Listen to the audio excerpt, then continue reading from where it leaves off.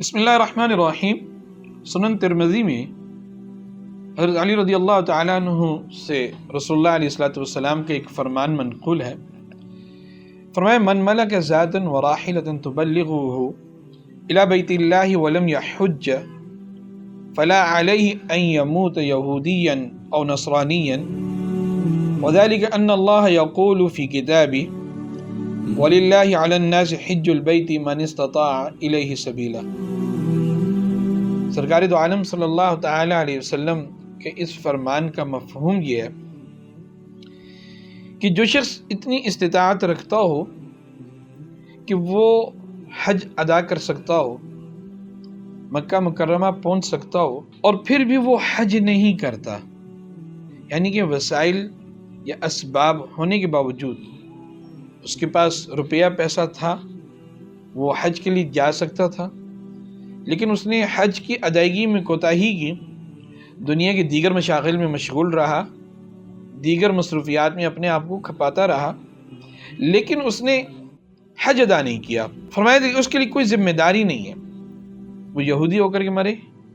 یا عیسائی ہو کر کے مرے، اور یہ اس لیے کہ اللہ جل جلالہ نے فرمایا ہے وَلِلَّهِ عَلَى النَّاسِ حِجُّ الْبَيْتِ مَنِ اسْتَطَاعَ إِلَيْهِ سَبِيلًا، اور لوگوں پر جو استطاعت رکھتے ہیں وہ اللہ کے گھر پہنچنے کے لیے لازم ہے، فرض ہے کہ وہ حج ادا کریں۔ اس سے یہ اندازہ ہوتا ہے کہ سرکار دو عالم صلی اللہ تعالی علیہ وسلم کے ہاں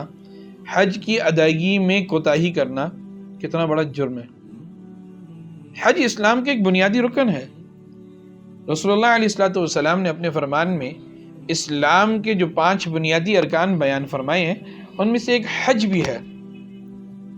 اور حضرت عمر رضی اللہ تعالیٰ عنہ اس حوالے سے جو جذبہ رکھتے تھے اور جو ان کی خواہش تھی اور جو سوچ تھی، حضرت عمر رضی اللہ تعالیٰ عنہ فرماتے تھے کہ میں نے کئی دفعہ ارادہ کیا کہ میں ایسے شہروں میں، ایسے علاقوں میں اپنے کچھ نمائندوں کو بھیجوں جو جا کر کے اس بات کی تحقیق کریں کہ اس علاقے میں کون کون لوگ صاحب حیثیت ہیں اور استطاعت رکھتے ہیں اس بات کی کہ وہ حج ادا کر سکیں، لیکن وہ حج نہیں ادا کر رہے۔ تو فرمایا میرا دل چاہتا ہے کہ میں ان لوگوں پر جو استطاعت کے باوجود حج ادا نہیں کر رہے، میں ان کے اوپر جزیہ، جو غیر مسلموں سے لیا جانے والا ٹیکس ہے، اس کو قرآن و سنہ کی زبان میں جزیہ کہا جاتا ہے، میں ان سے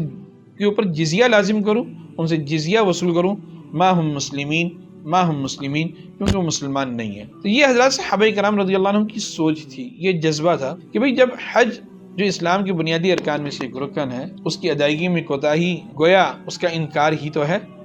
اللہ تعالی مجھے اور آپ کو حج بیت اللہ کی سعادت نصیب فرمائے اور ہر سال مقبول و مبرور سعادت نصیب فرمائے۔ جزاکم اللہ خیرا۔